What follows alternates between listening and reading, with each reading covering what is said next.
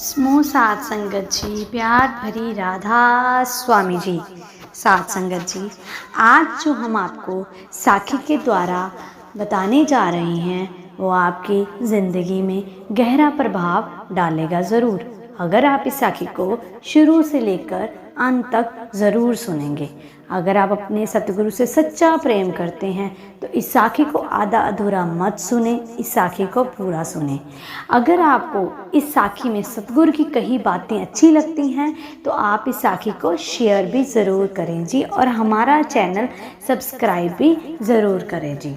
तो समूह सात संगत जी, आज की साखी हजूर सावन सिंह महाराज जी के समय की है। जिक्र है कि हजूर सावन सिंह जी महाराज जी ने अपने कार्यकाल में ज़्यादातर सत्संग पाकिस्तान में ही दिए थे। पाकिस्तान में ही स्थित एक जगह है काला बाग, जहाँ की संगत बड़ी प्रेमी थी। बंटवारे के बाद कुछ सत्संगी इधर पंजाब में आकर रहने लगे। पाकिस्तान में काला बाग में अक्सर हजूर सावन सिंह जी महाराज सत्संग देने जाते थे। काला बाग के पास एक गांव में एक बुजुर्ग महिला जिसकी उम्र 80 साल से ऊपर थी, उसको भी पता चला कि एक संत काला बाग में सत्संग देने आने वाली हैं। उस बुजुर्ग महिला ने अपने लड़के से कहा कि तुम मुझे काला बाग ले चलो, वहाँ मैंने संत के दर्शन करने हैं और उनसे नामदान लेना है। लड़के ने कहा कि माता जी, तुम्हें सांस लेने में दिक्कत आ रही है, इसलिए वहाँ जाकर तकलीफ हुई तो परेशानी हो सकती है। माता जी ने बहुत हट किया।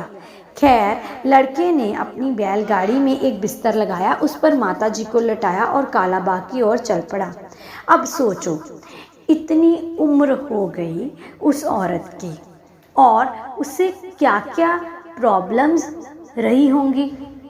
आजकल तो 40 से ऊपर जाने में औरतों की जोड़ों में दर्द होने लगती है, कभी उन्हें कुछ होने लगता है। ये प्रेम है उस सतगुरु से। अगर आप सच्चा प्रेम करते हैं तो आपको कोई भी कठिनाई उनको मिलने से रोक नहीं सकती।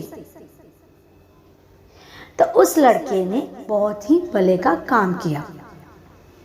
लड़का बड़ा तो बिस्तर लगाया, उस पर माता जी को लटाया और काला बाग की ओर चल पड़ा। रास्ते में माता जी का सांस उखड़ गया और उनकी मौत हो गई। लड़का बड़ा परेशान हुआ। खैर, उसने बैलगाड़ी वापस अपने गांव की तरफ मोड़ ली। उधर काला बाग में हजूर सावन सिंह जी महाराज सत्संग कर रहे थे।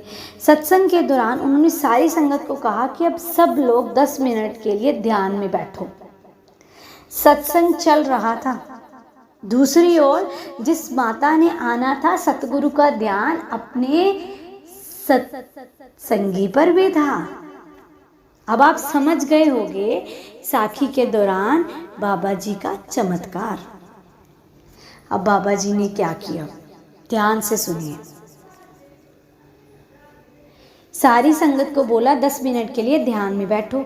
हजूर बड़े महाराज जी भी ध्यान में बैठ गए। जब सत्संग समाप्त हो गया और हजूर अपने विश्राम गृह में चले गए तो वहाँ के प्रमुख लोग हजूर के पास विश्राम गृह में आए और कहने लगे, आपने 10 मिनट के लिए सत्संग क्यों बंद किया था? हजूर बड़े महाराज जी ने टाल दिया, छोड़ो उस बात को और विश्राम करो। परंतु वह लोग ना माने और जिद करने लगे, बार बार पूछने लगे। अब सतगुरु को तो अंतर्यामी है, उन्हें पता है कि ये मेरे मुंह से क्या कहलवाना चाहते हैं। पर हजूर बड़े महाराज जी ने फरमाया कि आपके पास के ही एक गांव में एक बुजुर्ग महिला जो हमारे सत्संग के प्रेम और सच्चे मन से आ रही थी, उसकी रास्ते में ही मौत हो गई। धर्मराय ने अपने यमदूत उसे लेने के लिए भेजे थे, परंतु उसकी सत्संग सुनने और नाम दान लेने की प्रबल इच्छा थी, इसलिए हमें उसे बचाना वहाँ जाना पड़ा। अब देखिए, उस औरत ने नामदान तो नहीं लिया था बाबा जी से, पर बाबा जी से सच्चा प्रेम ही यमदूतों को उल्टा रास्ता दिखाने को मजबूर कर दिया। यमदूत कह रहे थे कि ये हमारा जीव है, तो हुजूर कहने लगे, मैंने कहा कि आप इसके घर से सत्संग वाले स्थान तक कदम गिन लो। यदि आपके कदम ज़्यादा बनते हो तो आप ले जाना, नहीं तो मैं ले जाऊंगा। हजूर ने फरमाया कि जब मैंने सत्संग को 10 मिनट के लिए ध्यान में बिठाया तो कदमों की गिनती चल रही थी। वाह! वाह वाह सतगुरु तेरी वाह वाह, शुक्र तेरा शुक्र, तेरे चमत्कार अनगिनत हैं। सत्संग की तरफ 20 कदम ज़्यादा निकले, इसलिए माता जी को कौन लेने आए? हमारे हजूर स्वामी जी। इसलिए माता जी को लेने जाने के लिए मुझे जाना पड़ा। हालांकि माता को केवल सत्संग में नामदान की ख्वाहिश ही थी। सोचिए, जो सतगुरु केवल सच्ची ख्वाहिश पर ही जीवों का उद्धार करता है, वह हमें भी अपनी चरण शरण में लेकर एक दिन ज़रूर सचखंड का निवासी ज़रूर बनाएगा। तो सत्संगी प्रेमी जनों, साथ संगत जी, आप ध्यान दीजिए कि हम इस साखी में आपको क्या दोहराना चाहते हैं और हमें इस साखी से क्या सीख मिली। आप अपनी सीख मुझे कमेंट कर बताएं, ताकि औरों को भी पता चले कि हमें एक सच्चे प्रेम ही सतगुरु हमें कहाँ से कहाँ की ओर खींच कर ले जाता है। तो सतगुरु जी ने जो हमें ड्यूटी दी है, अगर हम उसका पालन करें, नामदान ले बैठे हैं तो हमें भजन सिमरन करना है। अगर हम भजन सिमरन कर रहे हैं तो हमारा पार उतारा ज़रूर होगा। इस साखी में तो इतनी सी ही थी कि वो सत्संग सुनना चाहती थी और नामदान की बख्शीश लेना चाहती थी। महाराज जी ने वहाँ बैठे बैठे मन की इच्छा जान ली। तो साथ संगत जी, हमें तो नामदान की बख्शीश हो गई है, या जिनको नहीं हुई, आप अगर सतगुरु से सच्चा प्रेम करते हैं तो सतगुरु आपको नामदान की बख्शीश ज़रूर देंगे। घबराइए नहीं और ना ही ज़्यादा सोचिए कि हमें नामदान मिलेगा तो हम उसकी शरण में जाएंगे। आप बैठिए, आप मेडिटेशन कीजिए, आपको सतगुरु जी नामदान की बख्शीश ज़रूर करेंगे। अच्छे इंसान बनिए, अच्छा कर्म करिए। आपके साथ कोई कितना भी बुरा कर रहा है, पर आप अपना अच्छा कर्म करिए।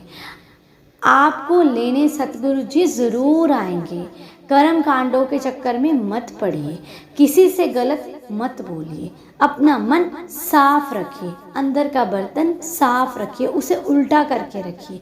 सीधा तब करें जब आप कुछ अच्छा सीख रहे हैं। गलत देख रहे हैं, गलत सीख रहे हैं तो ऐसा मत करिए, क्योंकि अंत में जिस सतगुरु ने भेजा है वो सतगुरु लेने ज़रूर आएगा। निर्भर करता है आपके कर्मों पर।